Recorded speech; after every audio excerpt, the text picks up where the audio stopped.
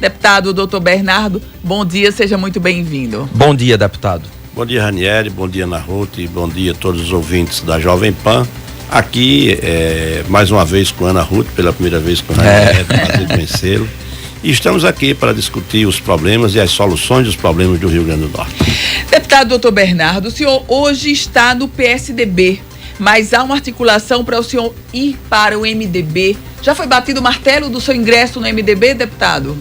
Veja bem, a minha ida para o MDB foi batido o martelo mesmo antes de ir para o PSDB. E como é que por que o senhor foi para o PSDB, deputado? Eu fui para o PSDB por uma questão pragmática, a questão de sobrevivência política, e na eleição passada não tinha como eu ir para a nominata do MDB, porque só tinha o filho de Álvaro candidato e havia um questionamento que se eu fosse para o MDB ele sairia e sozinho eu não sobreviveria lá. Então eu fui para o PSDB numa composição, num acordo, na verdade, com Walter e Ezequiel, de que após a eleição eu voltaria para o MDB. Inclusive já solicitei ao PSDB local há muito tempo a minha liberação para voltar para o partido de onde eu sempre fui, que é o MDB, um partido por onde eu fui prefeito, onde eu sempre militei toda a minha vida política praticamente. Deputado, a gente tem visto declarações suas nos últimos dias, semanas aqui na imprensa, falando que na opinião do senhor deveria haver uma aceleração nessa transição do governo Fátima para Walter, que assume, a governadora já deixou isso bem claro, que vai deixar o governo para ser candidata ao Senado em 2026.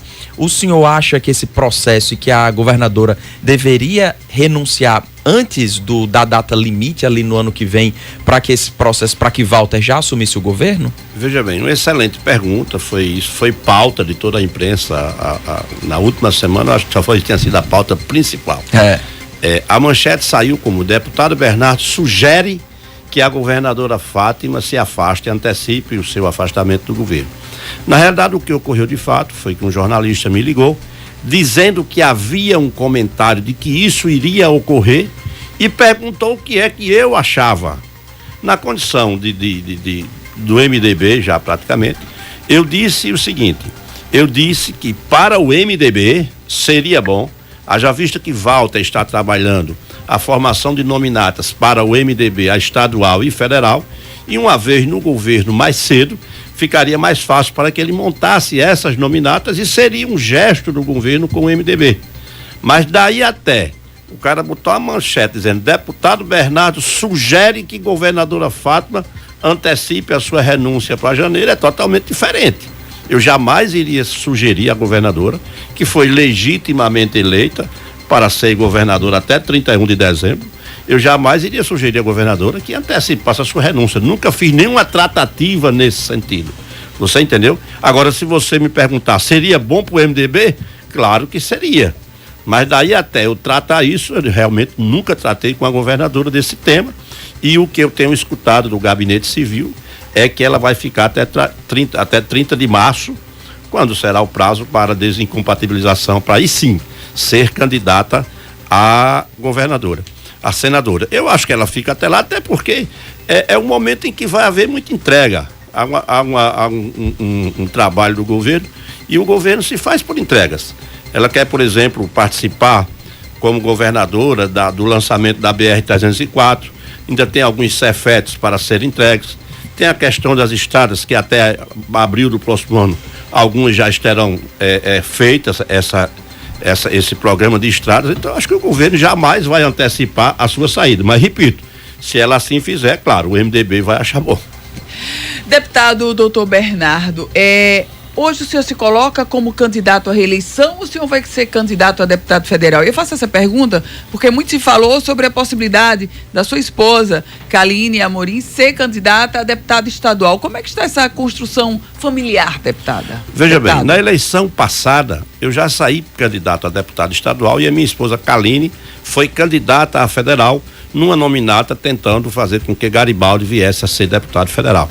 Então houve um trabalho nesse sentido, um pedido de voto para que a gente construísse a nominata, porque isso, o grande problema é esse, a questão das nominatas nos obriga muitas vezes a fazer determinadas coisas, que eu não chamo nem de nominato, eu chamo de não me mata. Não é desconfortável, deputado, ser esteira? É ruim, é terrível isso. E aí o que acontece? O senhor está admitindo aqui pela primeira vez que o senhor topou uma Mas eu topei dentro de uma conjuntura. Ela foi candidata de verdade. A verdade é essa. Tentamos, trabalhamos, tiramos 30 mil votos. Mas dentro de uma conjuntura, porque ou se faz assim ou não se elege. Isso está ocorrendo agora.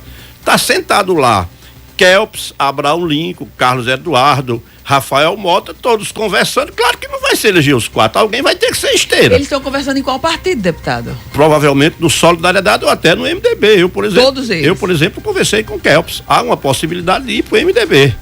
Todos eles juntos? Todos eles juntos, porque ou se junta, é questão de sobrevivência. Você se junta para construir uma nominata que chega a 180 mil votos, ou não se elege ninguém.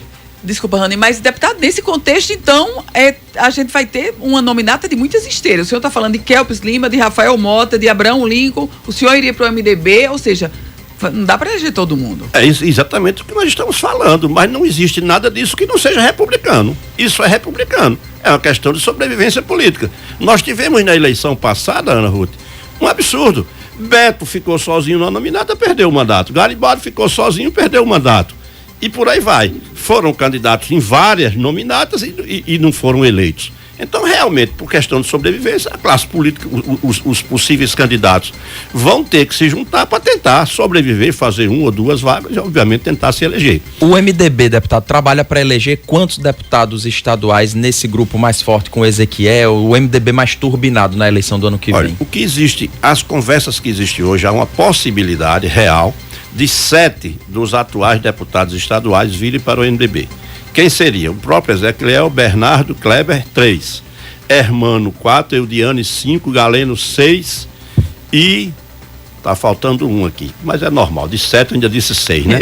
Daqui a pouco a gente lembra. Boa. Então tem 7 candidatos. O Baldo seria o 7º.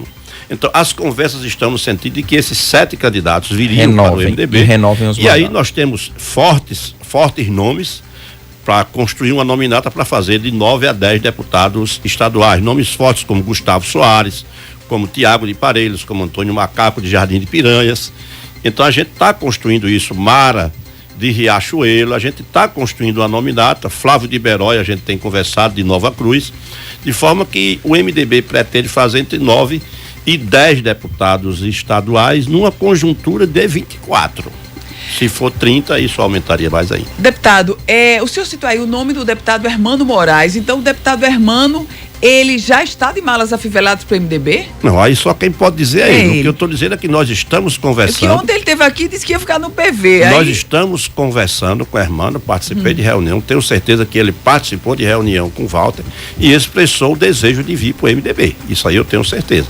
Se ele vai continuar no PV, eu não posso falar por ele, mas que ele faz parte das 7 pessoas que estão dialogando, aí eu tenho certeza que ele dialogou com o Walter, porque eu tenho certeza disso. Deputado, e sucessão na Assembleia Legislativa, na presidência da Assembleia, está muito longe para falar disso, porque Ezequiel não poderá ser reconduzido à presidência da casa. Desse grupo aí, vocês já pretendem, já especulam quem pode ser o próximo presidente da AL?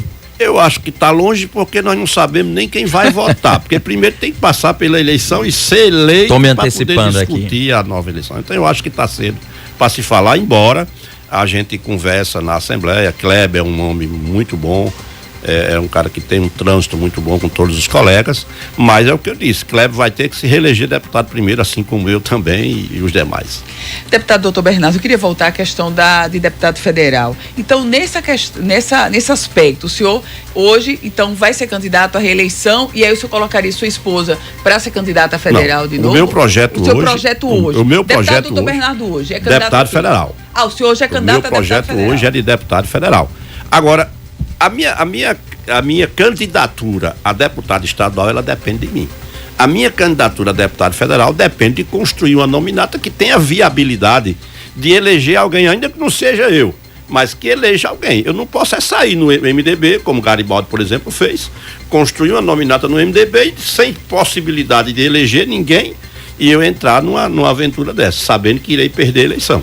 Se o MDB conseguir construir, estamos tentando isso, o Walter está envidando esforços nesse sentido, construir uma nominata que tenha viabilidade de eleger um federal, ainda que não seja eu, mas a gente vai crescer o partido e aí minha esposa seria candidata a deputada estadual. É esse o projeto.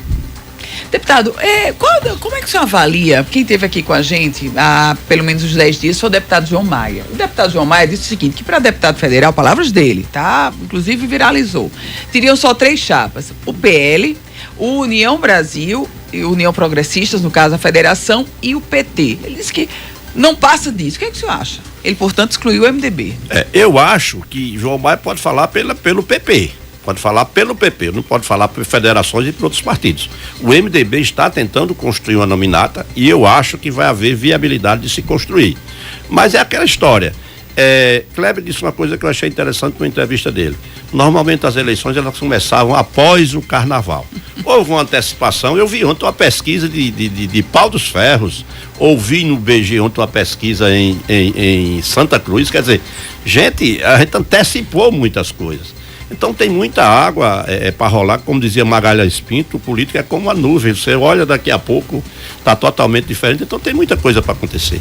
Há um mês atrás, por exemplo, o governo Lula estava em decadência total com aquele escândalo do INSS, e aí já vieram novos fatos, já está numa curva ascendente, quer dizer, política é muito dinâmica. Deputado, agora sobre as eleições majoritárias, como é que o senhor acredita que estará a configuração do grupo governista? Cadu é o pré-candidato colocado pelo PT e a senadora Zenaide vai compor com esse grupo governista, na sua opinião, junto lá com Fátima Bezerra tentando a outra vaga para o Senado. Do outro lado, quem o senhor acredita que esse grupo vai enfrentar? Alisson numa terceira via, que ele disse que não gosta de ser chamado terceira via, mas sozinho ali num centro, disputando contra Rogério Marinho ou Stevenson Valentim, enfim, como é que o senhor acredita que vai estar esse desenho para 2026? Muito nebulosa a situação da política, da campanha majoritária do Rio Grande do Norte nesse momento.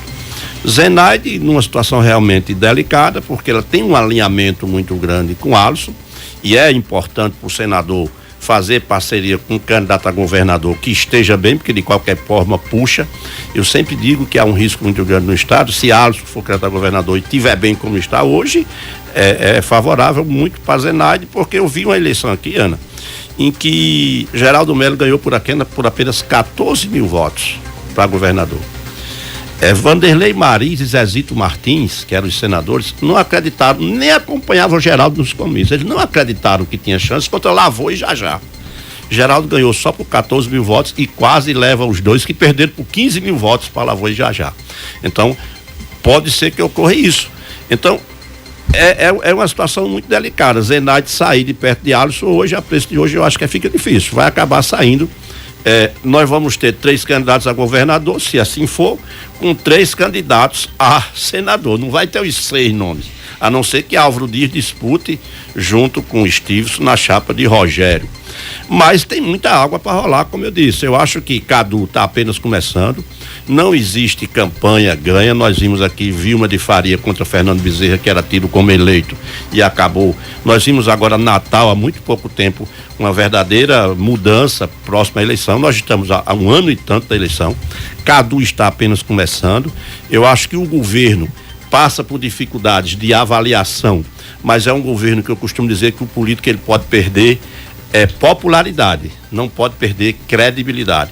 E o governo Fátima não tem escândalo, não tem problemas, tem problemas de avaliação, que eu acho que durante esses próximos dias pode melhorar com novas entregas, com novas coisas. Eu acho que a gente vai conseguir crescer. E Cadu, que já está com 15%, ele está ali num limite que é crucial. O mais importante numa eleição é as pessoas acreditarem que você tem chance de ganhar.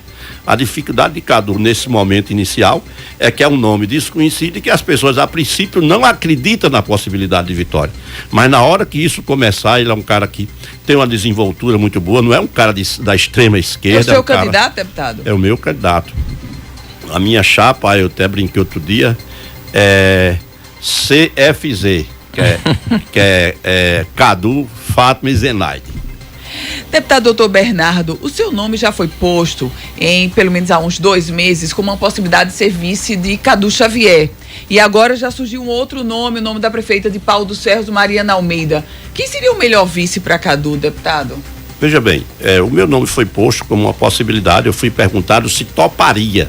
E eu disse que eu sou um homem de partido, que poderia, se o MDB entender, porque há um compromisso com o governo do MDB indicar o vice de Cadu, e eu coloquei que o meu nome estaria à disposição do partido. Surge agora o nome de Mariana com a perspectiva de vir para o MDB, porque dentro desse contexto, que muita gente não fala, Mariana viria, pelo menos é o que eu escuto. Que é o condicionante. Eu não teria, mas as conversas seriam no sentido de que ela viesse para o MDB ser candidata pelo MDB. Isso foi tratado entre a gente. E assim, é um excelente nome também. Isso é muito bom, modéstia à parte, Cadu ter alguém como Mariana, como Bernardo, lideranças importantes da região oeste ali, que se dispõe, e Mariana não fechou porta, a enfrentar uma eleição junto com o Cadu. É uma coisa muito boa para Cadu e mostra que a gente acredita no projeto. Deputado, o senhor falou sobre o MDB, o senhor disse que é MDB desde sempre e tal. Então, hoje, a chapa de Cadu Xavier estaria fechada com um candidato a vice, ou seja, independente de quem seja, tem que ser um vice do MDB, deputado? Veja bem, as conversas são nesse sentido. Foi acertado que o MDB indicaria o candidato a vice de Cadu. Isso aí foi conversado e foi acertado, até porque Walter vai estar na cadeira de governador, é um gesto com o MDB.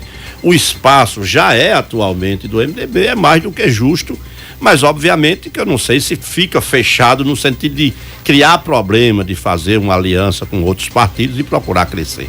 Walter é um cara que não é intransigente. Deputado, falando aí, o senhor citou agora há pouco que política muda muito, estamos há mais de um ano ainda para as eleições do ano que vem, e de vez em quando a gente escuta uma pessoa dizendo assim, não, mas olha, pode ser que Walter ainda seja candidato ao governo do Rio Grande do Norte, já que vai estar ocupando a cadeira. O senhor acredita que ainda há essa possibilidade, mesmo que remota? Possibilidade ainda que remota, a gente pode dizer que tem. Agora, o que eu tenho conversado com o Walter, ainda ontem nós conversamos, estive com o Walter ontem à tarde, fomos à noite para o evento também lá de despedida de Silvio Torquato da SEDEC, e a gente conversava inclusive num grupo de pessoas, e as pessoas perguntando a Walter se havia possibilidade dele topar o desafio de ser candidato, e ele disse que não, ele tem um projeto diferente. Quer eleger um deputado estadual e vai partir para uma outra carreira aí, talvez até na iniciativa privada, alguma coisa desse tipo, e vai dar um time na política. Então, assim, ele tem dito que não topa ser candidato a governador. O vídeo dele isso ontem. Deputado, eu sou curiosa. Esse projeto do vice-governador Walter não passa pelo Tribunal de Contas do Estado? Ele conversou com o senhor sobre isso? Não necessariamente. Me parece que é mais uma coisa na área de banco. Poderia ir para uma diretoria de um banco, uma coisa nesse sentido. Deputado doutor Bernardo, o senhor revelou aqui a sua chapa CFZ, Cadu, Fátima Bezerra e Zenaide.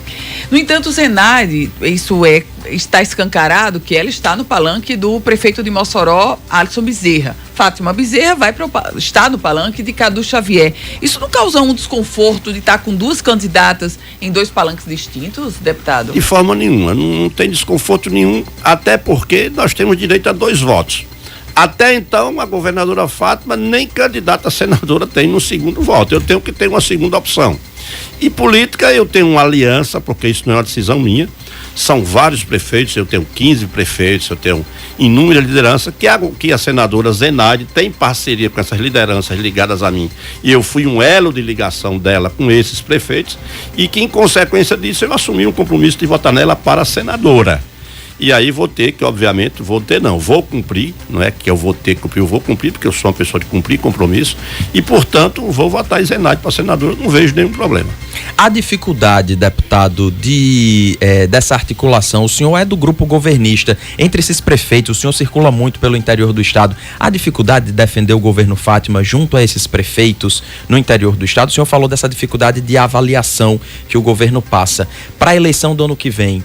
Tem algum problema da governadora chegar a subir no palanque com o senhor? Eu tenho eu sou vice-líder do governo na Assembleia e defendo o governo Fátima sem nenhum problema. E às vezes o pessoal não pode comparar, mas tem que comparar. A gente tem que comparar a segurança atual com a segurança de 8 anos atrás. A realidade dos presídios a gente sabe como era. A realidade da polícia era as mulheres dos policiais fazendo bandejão, batendo nos pratos na frente do quartel da polícia, com os salários atrasados, e a família dos policiais com fome. Hoje os policiais recebem no dia 15 o salário adiantado. Antigamente os policiais andavam até a farda não era de qualidade. Hoje você vê um policial, é a coisa mais linda do mundo, fardamento, arma de qualidade, todo mundo no fuzil. Antigamente, no Rio Grande do Norte, tinha 138 Fusca nas cidades. Hoje estão todos SUV, todos carros novos, caminhonetes. A segurança pública do Estado, a estrutura da segurança pública hoje é outra. Eu não tenho dificuldade, por exemplo, de defender o governo de fato na educação. Que se diz, Ana Ruth, que o IDEB, a nota é lá embaixo. Mas eu não sei, eu fui estudante no sítio e eu ia num jumento chamado Chá Preto. Lá na minha fazenda, em Riacho da Cruz, eu vejo toda tarde um ônibus escolar vir pegar 2 alunos que tem lá, a coisa mais linda do mundo, um ônibus com ar-condicionado. Aí o cara tira a nota baixa no IDEB, eu não sei por quê, porque merenda escolar tem, livro tem, escolas reformadas, a grande maioria das escolas do estado foram reformadas. Agora a governadora não pode fazer a prova do IDEB, né? O aluno tem que fazer a parte dele. Eu uma vez fiz uma prova na Ruth e tirei 20. Tirou 20? Tirei 20. A prova valendo 10 e eu tirei 20. Como é que pode? Naquele tempo era uma cadeira grande, sabe? Naquele tempo era uma cadeira que sentava 2 alunos. Não sei se você lembra, no meu tempo, era uma cadeira grande, um banco, sentava 2 alunos. O cara sentou perto de mim, não vou dizer o nome, lá na minha querida Almina Afonso, não nada, não estudei nada. Escreva tudo que eu botar na minha prova que dá certo, que eu estou sabendo de tudo. No outro dia chegou a professora e disse: oxente, Bernardo, você tirou 10, agora tem 2 provas suas com 10. Aí eu digo: professora, bota em 20. O cara colou até meu nome, botou meu nome na prova dele. Ele disse que ele escrevesse tudo, né? Aí ele escreveu até certinho, meu nome na prova. Eu digo: você bota 20 em mim e 0 nele, professor. Então, o cara tem que fazer a parte dele. Eu não vejo essa crise na educação. Professores ganhando bem. Merenda escolar tem. Ônibus para ir pegar os alunos tem. As escolas de qualidade. Se a nota está baixa no IDEB, a governadora Fátima não pode fazer a prova. Tem que o aluno fazer a parte dele. Deputado doutor Bernardo, nessa questão da prova, o senhor é um líder político e o senhor tem muita abertura de diálogo com diversos políticos, não só com os seus aliados. Eu faço esse preâmbulo para perguntar ao senhor o seguinte: tem algumas figuras que estão postas nesse cenário de 2026 e aí eu queria análise do senhor. O ex-prefeito de Natal, Álvaro Dias, que tenta colar com a imagem ou tenta viabilizar uma candidatura ao governo, e outro nome que se coloca aí para um cenário de disputa para proporcional, o nome da vice-prefeita de Currais Novos, a irmã do deputado Ezequiel Ferreira, Milena Ferreira. O que o senhor tem escutado? Como é que o senhor vê esses 2 nomes postos? Milena Ferreira, eu faço essa pergunta porque ela seria a quem indica candidata a deputada federal. E Álvaro Dias, porque ele vem tentando se viabilizar como candidato a governador. Olha, o problema de Álvaro, eu acho Álvaro, e eu digo isso com muita tranquilidade, não é uma crítica, nada, é a realidade dos fatos, como eu analiso. O problema de Álvaro que eu vejo é que Álvaro se limitou a Natal. A exemplo de Carlos Eduardo. Carlos Eduardo foi candidato a governador, ele tinha um partido, o PDT, e ele não tinha um prefeito no Rio Grande do Norte filiado no PDT, ele não tinha o PDT criado nas cidades. Álvaro meio parecido e acabou passando por dificuldade. Quando saiu com a eleição majoritária, você tem que ter capilaridade em todo o estado. Aí vem Álvaro, e eu acho muito parecido. É um político hoje fortíssimo em Natal, mas que não fez um trabalho na região oeste, em outras regiões do estado, pegar um partido, que ele tem um partido em mão, e procurar filiar prefeitos, ter uma aliança. Então, se limitou muito a Natal. Eu acho que isso é um erro. Era para ele ter feito um trabalho, para ir para uma majoritária, precisava ter feito isso. Quanto a Milena, é uma política também muito lá de Currais Novos, né? Que veio realmente a reboque do seu irmão, a verdade é essa, a reboque de Ezequiel, né?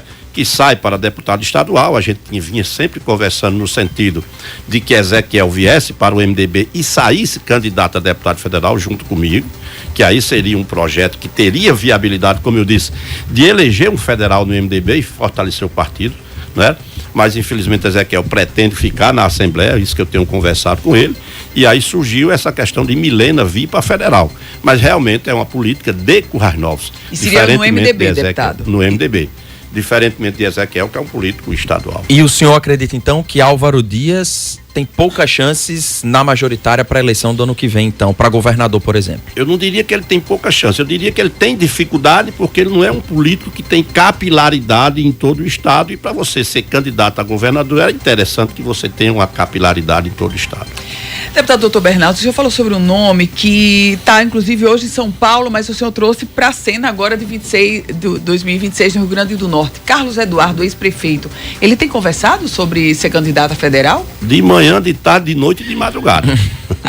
Então, as conversas bem avançadas. E iria para o MDB? Eu conversei com o Kelps, ele está dentro de um grupo. Ele, a verdade é essa, Kelps, Abraham Lincoln, Rafael Mota e Carlos Eduardo. Eles 4 fizeram uma corda de caranguejo, que eu não sei se vai se quebrar daqui para lá, que tem muita água para rolar. Há quem diga que Rafael Mota irá para o PP, de João Maia iria para a federação. Isso são conversas que existem, mas eles 4, eu tenho certeza, conversaram e fizeram uma espécie de corda de caranguejo e estão juntos discutindo se aceitam outros nomes ou não.